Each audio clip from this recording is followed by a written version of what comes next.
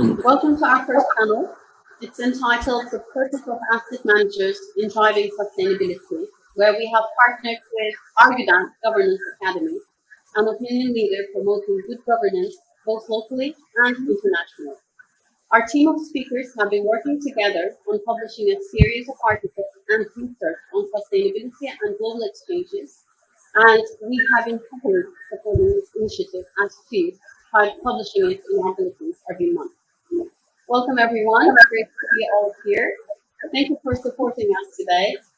I would like to start with a brief introductory round, please. So, Dr. Argudan, can you please take off? Thank you.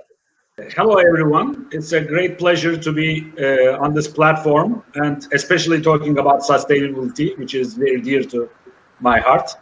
I'm the chairman of Arge Consulting, a leading Turkish management consulting firm, and also the founder of Argudan Governance Academy Foundation, where we do research and education for good governance in all aspects of life, including corporations, NGOs, and public sector. So in a nutshell, that's who I am. And let me leave the floor to other colleagues to introduce themselves. Paul, can we continue with you, please? Sure, thank you, Ashley. Hello there, and just to echo what Dr. Argudan said, thank you so much for inviting me to speak today. Actually, it's always a great pleasure to speak to the Turkish Investor Relations Society. It's wonderful to be here, again, echoing Dr. Argudan, to talk about sustainability. I'm the ex-CEO and president of CFA Institute. I retired from that position at the end of last year. And I hope during my 5-year tenure at the helm of the CFA, I pushed forward many of the sustainability themes that we're going to talk about during this conference, across a wide map of things, not just environmental, but gender, ethics, all sorts of different paradigms. And I hope I'm continuing that work, not just working hand in glove with Dr. Argudan and my other colleagues on a series of articles, but also helping advise one or two ESG businesses as well, in addition to having a number of other non-exec type roles. Thank you, Paul. Anand, let's continue with you, please. Good afternoon, everybody. And I'd like to thank the Turkish IR Society for organizing this wonderful forum and presenting us with an opportunity to interact with all of you. My name is Anand Ramachandran. I'm a professional investor, a fund manager, and over the last 25 years of my career, I have invested across many markets globally. Currently, I'm based in Singapore, moved here after having worked in London, gained enough extensive experience investing across emerging markets. One of my belief systems is that investing is not just about counting dollars and cents and making money, but also about getting ahead of the narrative, looking into the future trends, and making a difference. And in that, asset managers are uniquely positioned. Not only are we constantly measured, our actions tend to have a significant indirect impact on society at large. And that is something which can be a force for change if handled properly. I'm happy to be here today and share my insights along with my colleagues and perspectives, and hope you find some of it useful. Thank you once again for inviting me. Thank you. Our pleasure to have you too. And Kubra? Same here. Thank you so much, Aslı, for organizing this event. Thank you to Turkish IR Society for making this happen and inviting us. So my name is Kubra Koldemir, and I work for Argudan Governance Academy, and I'm sustainability researcher there. In the past, I used to be located in New York, and I used to be in finance and investments. I used to work first for a long-only fund, and then I worked for a hedge fund. But currently at Argudan Academy, we are based in Istanbul, and I'm involved in various projects, including this writing initiative that Aslı just mentioned. I'm one of the co-authors there. I also coordinate, sometimes between co-authors as well as our stakeholders, such as global exchanges, who are also contributing to the articles. Thank you. It's a pleasure to be here right now. The pleasure is all ours. Thank you. So let's start with the questions now. Transformative business leader Paul Polman defines sustainability as putting the interest of your children and their children ahead of your own personal greed. Dr. Argudan, let's start with you, please. How do you define sustainability? Why is it important? And why should companies stop treating it like a box-ticking exercise and start embracing it fully at the corporate level? Thank you, Aslanım. I think we can approach definition of sustainability from many different perspectives, but let me start from a perspective that touches a lot of people, which is perhaps religion. I think sustainability is about protecting the humanity from the human being's excesses. And I think this common understanding is the basic understanding of all the religions. And let's look at what the religions are trying to do for people.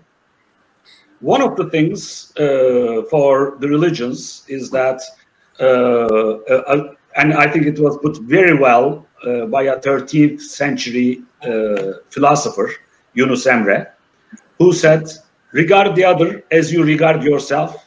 That's the meaning of 4 holy books, if there is any. And for those who are Christians and so forth, I think the saying that thou shalt love your neighbor as thyself is a very similar golden rule of almost all the religions. And let's look at what these religions are trying to do. One of them is social justice and helping the needy. I think this is the basic tenet of all religions. Another issue about the religions is that religions try to make people think longer than their lives, whether through, it depends on everybody's belief, but for example, in Hinduism, it might be reincarnation.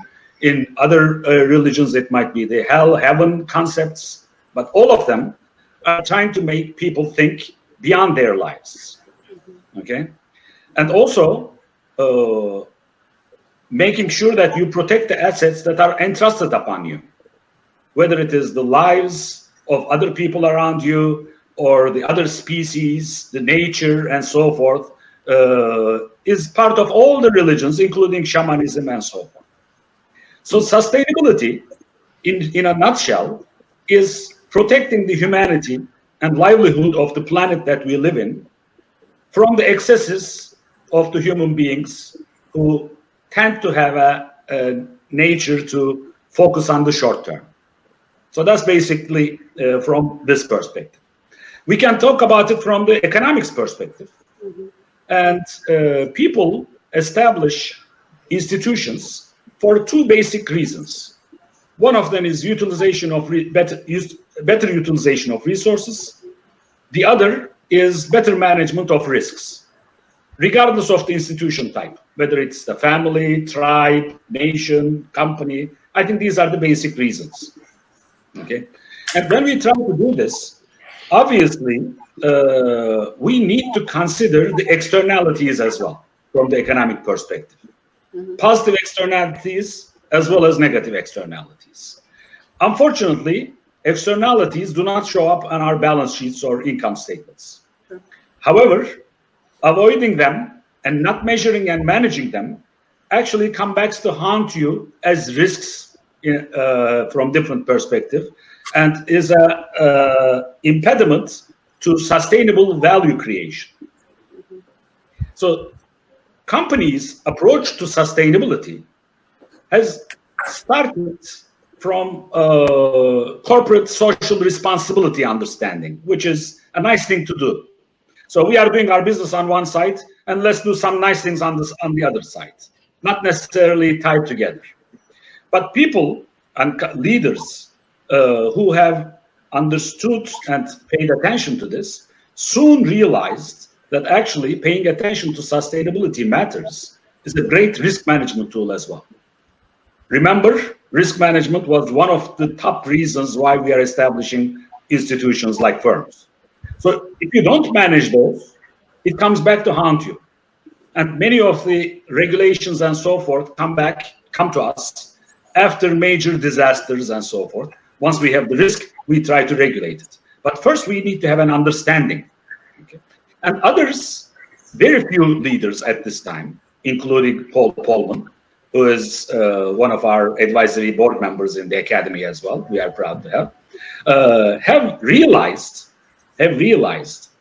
that actually focusing on sustainability issues as a business issue is a value creation opportunity.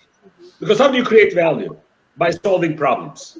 If the survivability of the human species is a problem, and perhaps one of the top problems in the world, providing solutions to this is a great value creation opportunity. And I think Paul has demonstrated how this can be done in a major organization like Unilever. For example, rather than just focusing on how much water Unilever plants can save, Unilever into all the supply chain to look at, for example, how can our design of our products and how can our products minimize water utilization throughout the value chain, including our customers. This is a huge value creation opportunity. I think what we need to understand in the sustainability matter is that it is not an adjunct to our business. It's an integral part of our business, and we have to manage it as integral part of our business. Mm-hmm. I think many of the corporations are not there yet. They are starting to find linkages. We'll get to this, I think, in the second part.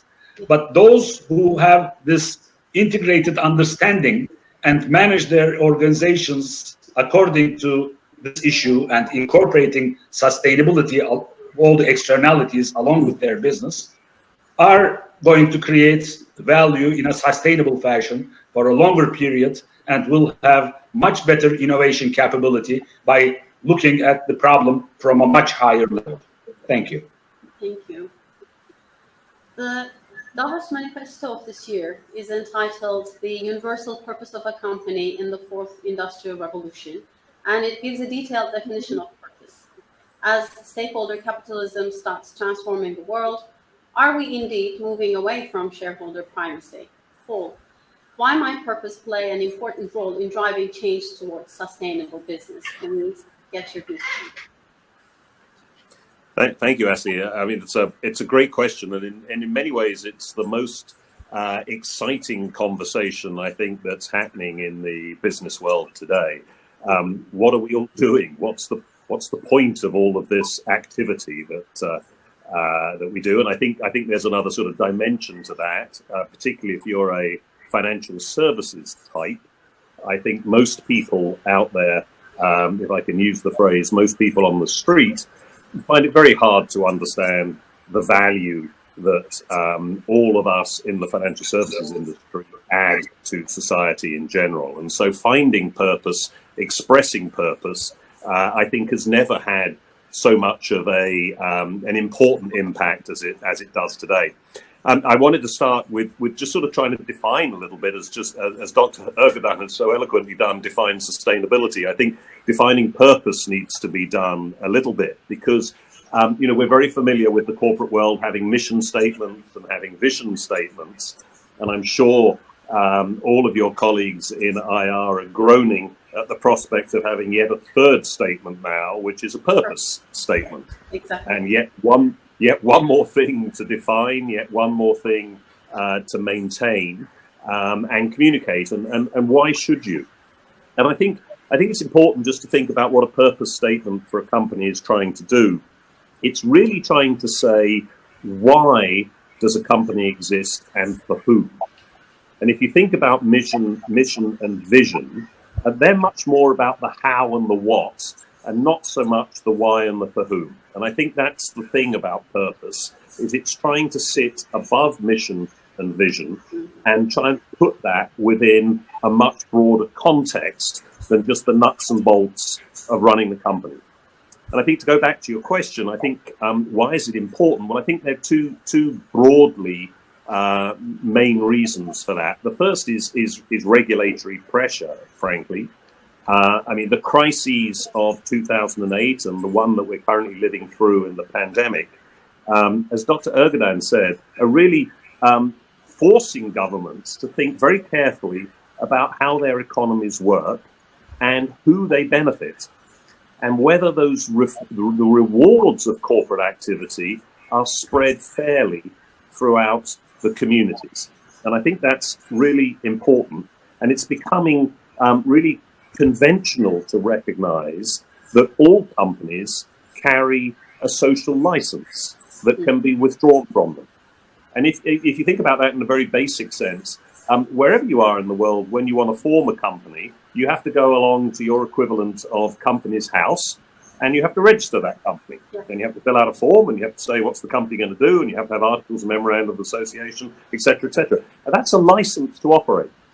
May not be a license in the sense that we all think about it with securities commissions and things like that, but it is actually society licensing the corporation to do business. And more society is realizing that there's a point behind granting that license, and that is that you want to make sure that those companies that you have licensed are actually contributing to society in a way that society values and wants. And so I think that's really important message to get over. Now, I know John Authers, who spoke to us earlier, talked about the much maligned Milton Friedman and his support of shareholder capitalism.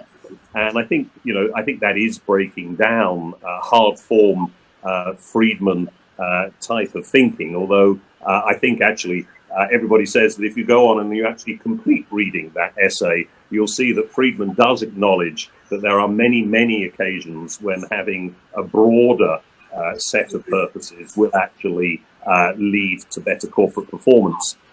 And I think that's really what we're trying to say. A healthy company really needs to balance the interests of all of its stakeholders, whether those are shareholders, staff, suppliers, regulators, and the communities that host them, frankly, if it's to maximize its long-term value. And that's tremendously difficult. And we tried to speak about this in the last article that we wrote on this subject, that it's hard to value sustainability and purpose in a company because it's intangible. You only really get benefit from it when disaster strikes. And hopefully disaster never strikes. If you think about it, it's like, the value of having purpose and sustainability crystallizes in moments of intense stress, whether that's with, say, stranded assets, whether that's climate change, whether that's misaligning your supply chain so that you have poor human resource activity going along with it. Those things are intangible benefits of having purpose and hanging purpose around sustainability that only really can be truly valued in a crisis. It's like insurance. You don't think about it until you need it, basically. So I think it's very hard for companies to value sustainability, to think about purpose in that sense, and for shareholders to truly sort of value it within a company balance sheet. The second reason why I think it's important is really social pressure. Companies more and more have to meet the expectations of society and of their staff and of their customers. And the way that you express purpose, the way that you express your values and beliefs system comes back again to Dr. Argudan's very pertinent comments on religion. Your values and beliefs inform your sense of purpose, and you need to have those as a company. And if you haven't worked through them as a board with your CEO, you will find that at some point you will trip up over their lack. And I'll give you two examples of that. One very personal to me as the ex-CEO of the CFA Institute. In 2018, our head office was in a small town city, I should say, in the United States, in Virginia, called Charlottesville.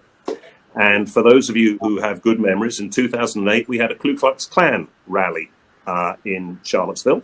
and a young lady was actually killed during that rally, and my staff were severely upset by that.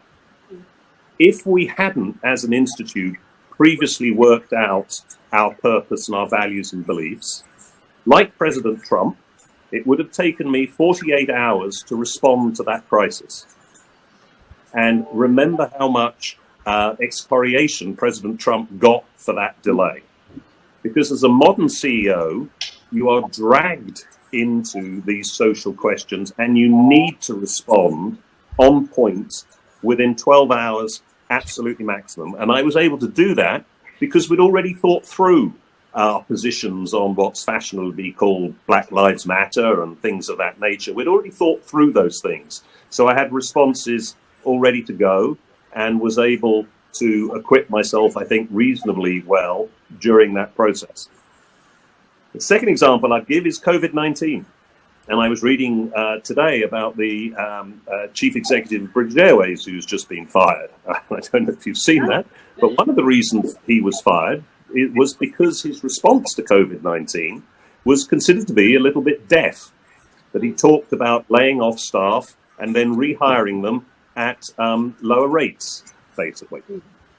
And that betrayed, frankly, poor purpose and poor values and beliefs, and for which he paid for with his job. And I think that's really the purpose of this conversation, is if a company doesn't have those things worked out, it can't respond to crisis management properly in the modern world. The final point that you asked in your question is are we moving away from shareholder primacy? And I know Anand will pick that up. He's at the cutting edge of investment management, and yes, I think we are moving away from shareholder primacy, but only very slowly. To be honest, it's not really changing very rapidly. Money and returns are still king and likely to remain so for the foreseeable future. But changes in social perceptions are moving the dial a little bit, although we have much further to travel in that direction. And I think what we need is, and I think Kubra will pick up on this later as well, we need more push from regulators, we need more push from governments in general, from securities commissions and from exchanges, stock exchanges, to help us to develop in the way that we need if we're to have a truly sustainable future that is infused with a better sense of purpose. Thank you. Thank you. As a team, you have previously explored the need for corporate purpose and asked the question why companies do what they do. Kubra, if we can get your views, please. Is purpose an advantage or is it a liability? And what leadership steps should the firms take to ensure that their purpose statements does justice to pursue their long-term goals?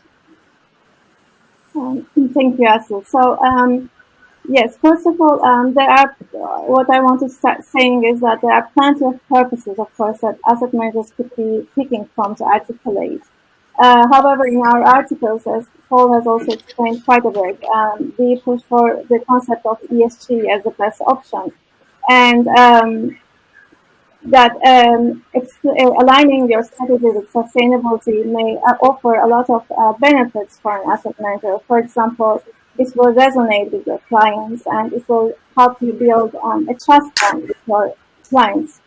However, at the same time, your question is also very valid, Aslı, because sometimes having a very strong purpose and making sure that you always want to really remain persistent about your purpose, as much as it brings you a lot of advantages, sometimes it could also make the life of an asset manager a bit difficult. Why? Because when you are sticking to your purpose, oftentimes it may create some conflict with some of your stakeholders who may not be having the same values as you do.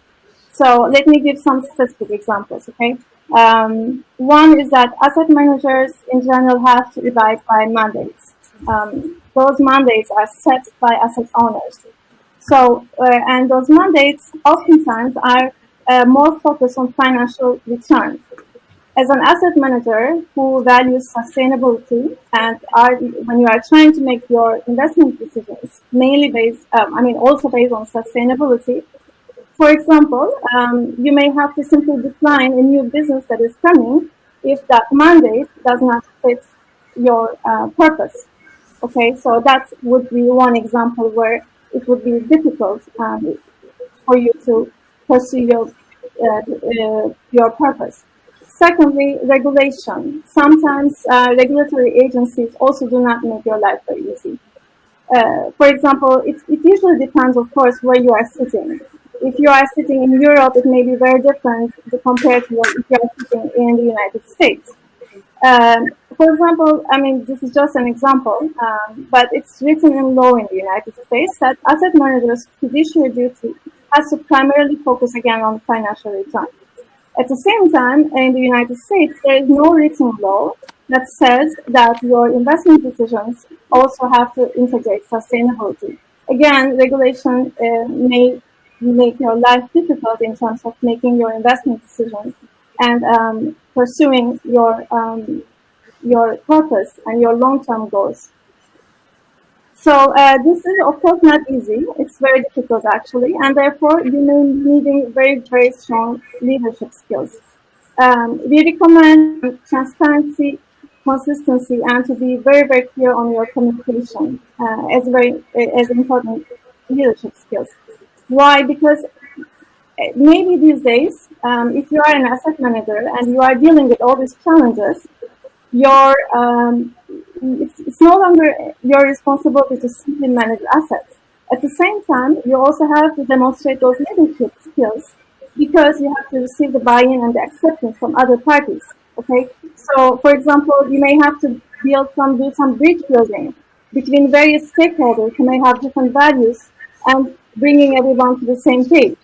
The way that I like thinking about this is on an individual level, like when we, for example, face dilemmas in our daily lives, in a personal situation. For example, I feel very comfortable sometimes formulating a purpose in my own mind, and I'm also quite successful in succeeding in this purpose in my own actions. However, the moment that you are also integrating other people, like let's say other parties are joined in the activities, then it's more difficult. Why? Because you also have to gain their acceptance, their endorsement. And so same thing applies for asset managers as well. That is where they have to really push for ESG integration. Finally, just one more thing I would like to say is that's why in our very last article, we have given the title to our article, From Why to Why Not. With that, we mean is that maybe we need to recommend asset managers to have two sets of questions. So the first question, as Paul has explained very well in the last, when he was speaking, what is your purpose? And define your purpose, articulate your purpose very well. And that's really great. But now, as new challenges are coming, then maybe you may also have to ask yourself even a tougher question of why not? Which means that you have to push yourself when the challenges are coming, instead of giving up, why should I not be integrating ESG? Or pushing your stakeholders to ask the same question, and therefore forcing yourself to remain in force. And this is how you can actually give justice to your purpose statement. Thank you, Kubra. And on that article which you mentioned, From Why to Why Not, where you look into what corporations should do to manage ESG, I would actually like to get Anand's opinion. Can you please lead us through your findings and help us understand the dynamics behind the continuing stock market outperformance of a narrow set of corporates? Yeah, no, thanks. This has been a very interesting year. I mean, I'm sure everybody sitting in this room appreciates that. We are all sitting in front of a screen and talking to each other instead of being in a typical conference room.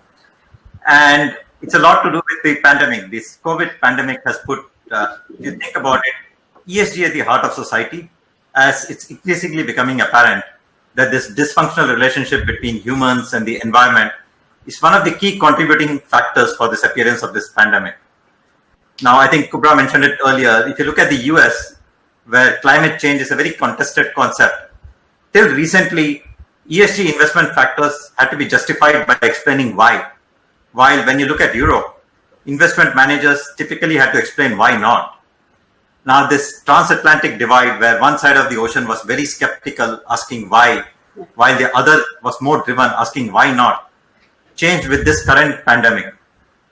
And when we look at data on what kind of funds are popular with investors, historically, most of the interest in ESG-aware funds used to come from Europe, with very limited interest from the United States. That changed this year. If you look at the cumulative amount of capital which has flowed into ESG-aware funds in the US this year, post-COVID-19, it has exceeded the flow that we saw from Europe for the last 2 years. Clearly, what we are seeing as a trend is the skeptical why camp, which was in the US, is slowly moving towards the uniform why not camp as far as ESG and sustainability is concerned. Now, coming to your question in terms of market performance, when you look at what markets have done this year, what is stark is the continuing outperformance of a very narrow set of companies. I think it's all over the media now, so everybody is aware of the fact that technology companies have been big beneficiaries of the current COVID-19 environment, and they do dominate the performance rolls of honor. But there is another set of companies which do not necessarily fit into this tech narrative, but are continuing to outperform. When we look for a common thread among all these companies, what is a fact is that they all derive a significant portion of their value from what we call as intangible assets. Paul touched upon this a bit earlier. Intangibles, the most common type of such assets are stuff like the strength of your brand or the value of your intellectual property, which helps you build moats, which money cannot buy easily and takes time to build and acts as an entry barrier. A key contributor to build up of intellectual assets is human capital. Now, this is catching the attention of market players. Why? Because traditional valuation metrics do not properly reflect or capture the value of these intangible assets. So accounting-based conventions are not able to capture them properly. Now, when we look at the ESG world, corporates are increasingly facing the same challenge that is apparent in the struggle to value intangible assets.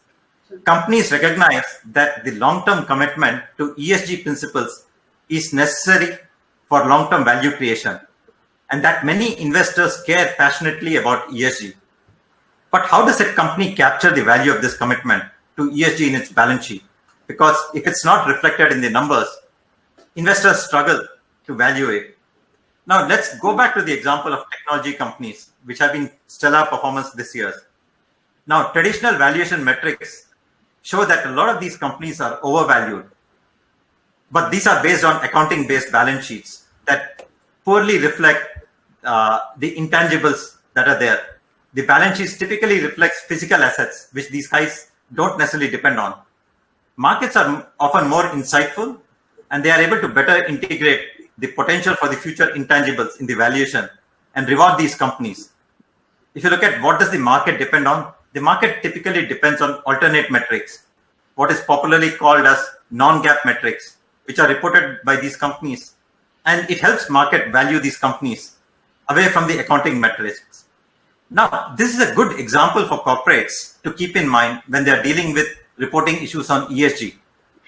Instead of thinking about why should I report stuff which is not required by regulations, why not think why not? Investors care about what you are doing to address ESG issues. And if they are convinced about the value proposition of the actions, they will suitably reward you with higher market valuations. Whether accounting conventions warrant these reporting or not, corporates should increasingly think that if it is adding value, they should look about reporting that. And I think when you look at this year's market performance, that's one of the key messages that people need to take, that intangibles do matter and markets are valuing them. And increasingly going forward, we would think that this is going to be more and more focused. Lots of accounting groups that I'm in increasingly are focused on this and saying, hey, there is something that the market is looking at and valuing. It's not reflected in companies' balance sheets, profit and loss accounts. how do we ensure that this gets reflected? Otherwise, increasingly, a lot of investors will say that, hey, the accounting statement is not meaningful for me. I mean, just to give one number before I kind of conclude, globally, if you look at the market value of all stock markets, it's about 104 or 105 trillion. Now, a study found out that 35% of this value is accounted for by intangibles. Now, that's a pretty significant number. If such a big number is not being captured by, and market is looking at other valuation metrics, over time, accounting bodies are going to look and say, hey, how do I reflect this in balance sheets? And my advice to corporates is that you don't have to wait for things to change. If you think there is value, start reporting and discussing about it in your reports. Yeah. Wow, 35%. That's a very significant number. Can we continue with you, please, on the next question? Asset managers, as we've already discussed, they are among the leading stakeholders that are driving companies to address sustainability. What is your incentive to take on this role? How do you use the data behind ESG? And what are the main tools and concerns for you as asset managers? Because we as companies would like to deliver on this front as well. So what makes a good company from your perspective? Oh, that's a lot of questions. Okay, let me try to tackle it one by one. I hope I don't take up too much time trying to do that. If you look at asset managers, what do asset managers do? Asset managers invest their clients' life savings, and they have a fiduciary duty to manage risk and generate returns for the clients. Traditionally, the asset managers used to focus on sustainability issues, mainly from a risk management perspective. Dr. Agudan talked about it in the initial part. But as ESG issues are becoming more mainstream, the long-term cost of not taking action on sustainability issues is rising. And asset managers increasingly realize that.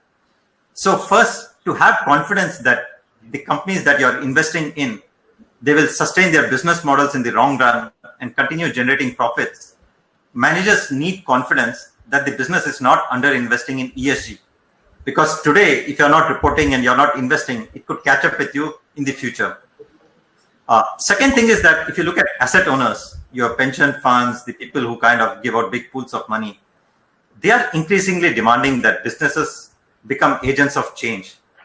And as fiduciaries, it becomes duty bound for the asset manager to ensure that action is taken by the invested companies and there is a desired impact which the asset owner wants. Third, if I look at it from an incentive perspective, the incentive to take an active role is to ensure that a common template emerges. Many investment mandates today are global. While if you look at ESG issues, a lot of action is driven locally. Increasingly, we are finding that regulatory bodies in different places are coming up with different rules and guidelines for tackling ESG issues. Now, this is creating a complex mishmash of reporting requirements, which sometimes can be at cross purpose with the ultimate goal, which is to make a lasting impact on society. And let me tackle the issue about what you asked in terms of how is data behind ESG used. What we are finding is that increasingly companies are reporting large amounts of information to comply with demands from various stakeholders. Like I said, increasingly in every part of the world, every local body is asking for information.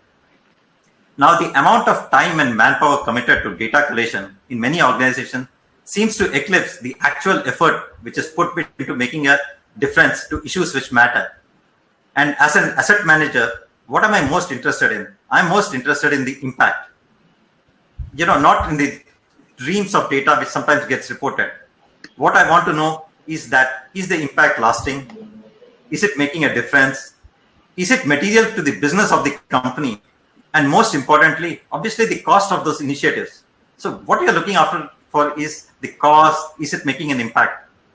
As an asset manager, you want to be sure that the business is not underspending as costs catch up in the future. At the same time, you want to be sure that the spending is not being wasted. Every business has different pressure points. What I would ideally want an organization to do is to identify the relevant issues for their stakeholders, measure these issues, and report the impact of their actions in a very consistent fashion. That's really what an asset manager is looking for. Mm-hmm. And in terms of the question that you asked us, what is the biggest concern for an asset manager when you look at ESG data? It's really greenwashing. When we look at ESG data, it's not really about the amount of carbon that you have saved or the effort that you're putting behind recycling. These are all good and important, and it's all part of being a responsible corporate citizen. But what an asset manager is after is to ensure that the economic activities which are really being financed by the investor are consistent with the future environmental state of society, what the society wants to achieve, that there's an impact. The materiality of ESG data being reported is important to ensure that the business is sustainable. More than the absolute, many times it's the incremental change which the asset manager is after. He's trying to measure the data and what's the incremental change. And lastly, I think one of the questions you asked is, what makes a good company? If you ask me for a simple one word, it would be trust. A good company is one which carries along multiple stakeholders while delivering on its business objectives, thereby generating trust. Businesses do not operate in isolation. I think Paul talked about this earlier. There is this myth that investors and asset managers only care about shareholder primacy. No, I think asset managers do recognize that companies do not work in isolation. They exist in a society with multiple stakeholders, and the objective of profit generation cannot be the sole precedence because it will come to bite you back. A company which is widely respected and trusted has that intangible which I talked about earlier, something which is not getting captured in accounting metrics, but it is something that's increasingly valued by the marketplace. So for me, a good investment in my mind is a company which is delivering not only its business promises, generating profits, but at the same time is widely respected and trusted in society. I mean, that gives me a lot more confidence. I don't know whether I answered that question of yours. For every company there. Thank you very much. Paul, let's now turn to you for your second round of the questions. There are several reporting standards. The key concepts in making progress to improve sustainability, though, are common. And I would call them as transparency and consistency. So can you please elaborate on this and share your views on materiality with us on this context? Yeah, thank you, Ashley. I'll try and do so quickly because I want to very much listen to Dr. Argadan talk about his balanced scorecard, which I think is very important. But as you say, it's a real alphabet soup out there. You've got SASB, you've got TCFD, the Task Force for Climate Change, you've got the IRC, you've got GRI, you've got UNPRI, you've got the EU taxonomy, you've got the MSCI framework, China Green Finance Initiative, you've got private initiatives like focusing long-term capital. You've got a whole range of things out there, each one of which is actually very transparent. When you take it as an individual segment, it's very transparent, and there are multiple overlaps between all of them. But if you were coming to this conversation for the first time, you would be incredibly confused by the lack of clarity within the overall conversation, just because there are so many different standards and frameworks that you could go to. So I think that's a real problem, and it's really because there hasn't been, in my view, any regulatory oversight or enforcement within all of this. It's really been voluntary. Companies have done this because they have felt pressures of one sort or another to disclose. And so a lot of these initiatives have grown up from the ground up rather than from the top down. Mm-hmm. And obviously, this is an area where leadership, global leadership, is going to be absolutely key if we're going to bring some common sense to this conversation. But alas, in a world that is continuing to pull itself apart rather than to stick itself together, I think looking for any form of global leadership in this area is unlikely to bear fruit. Remember that in the accounting world, it's been 100 years since we had different US accounting conventions to UK accounting conventions and internationally accepted accounting conventions. So why on earth we should expect us to develop a global standard for sustainability is, I think, a little bit of a myth. So I think what we have to expect here is much more push from the bottom up, much more leadership from companies themselves to bring some common sense to this area, and much less ducking of responsibility, if you like. I think because there's confusion in this area, too many analysts, too many IR professionals perhaps, have sort of hidden behind that confusion and refused to engage as a generally accepted standard out there for reporting. We're not going to do anything, or we're not going to do very much. And I think that's a cop-out.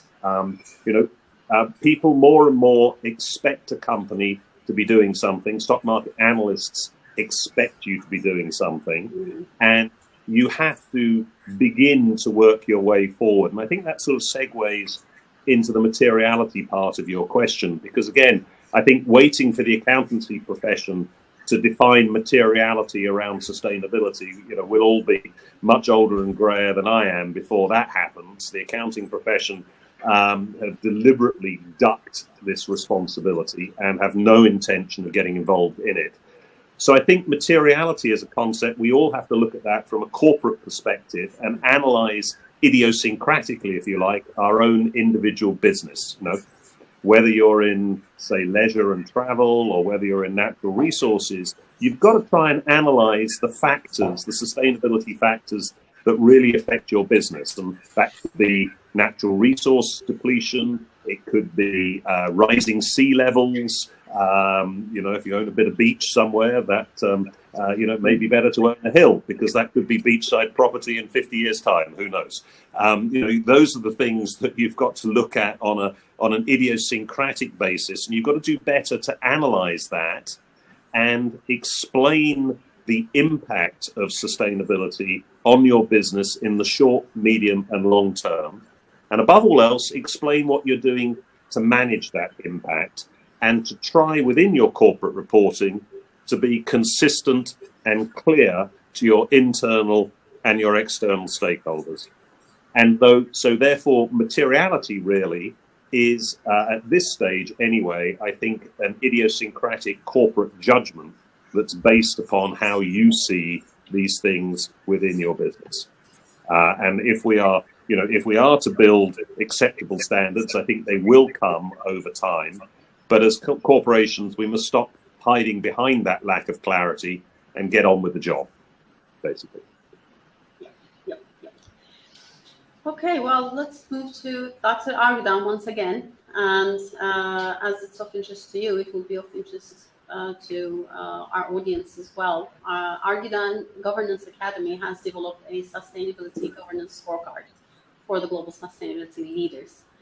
And I would like to know the findings vis-a-vis what the pandemic has highlighted. So the importance of social issues, the growing risks vis-a-vis unemployment, poverty, inequality. Dr. Argudan, please share your views. Thank you, Aslanım. We are very excited about this project, and the new version will be coming up next month. So I think it will be useful for many others as well.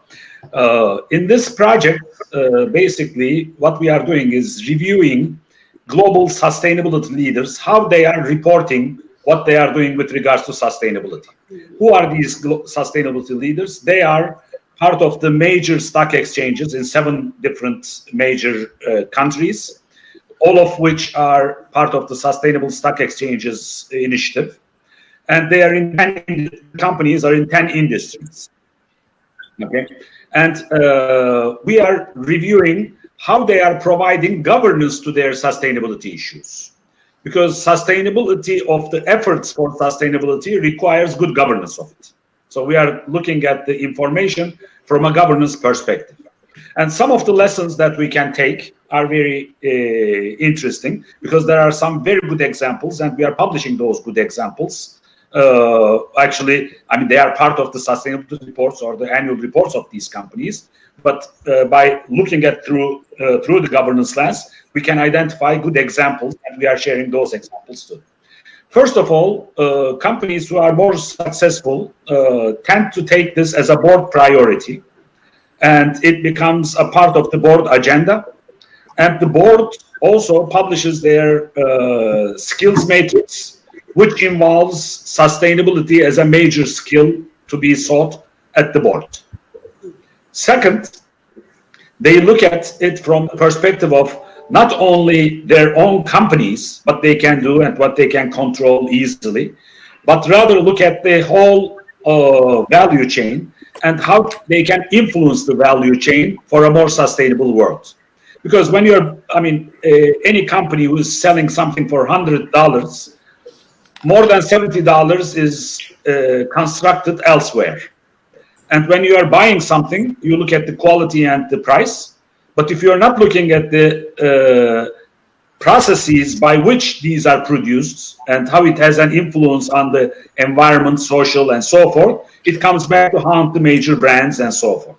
So you have to look at the whole value chain and even the whole life cycle of your products. So those companies who look at it from this perspective tend to do better. And also what we are looking at is, are they reporting only what they have done, or are they establishing targets which are transparent, and are they sharing their targets? Because sharing a target means a commitment from the CEO. Reporting what you have done and providing some linkages might be done even by the PR effort or whatever. But when you establish a goal and target, you put resources behind it, which is very important. Another area that we are checking is how they are dealing with their stakeholders. Are they defining the stakeholders? Are they identifying the material issues for their stakeholders? And how they are addressing these things. So in a nutshell, if you are serious about it, make it as a business priority and make sure that all the reviews and incentives are aligned with this business priority. For example, our sustainability KPIs, part of the executive compensation.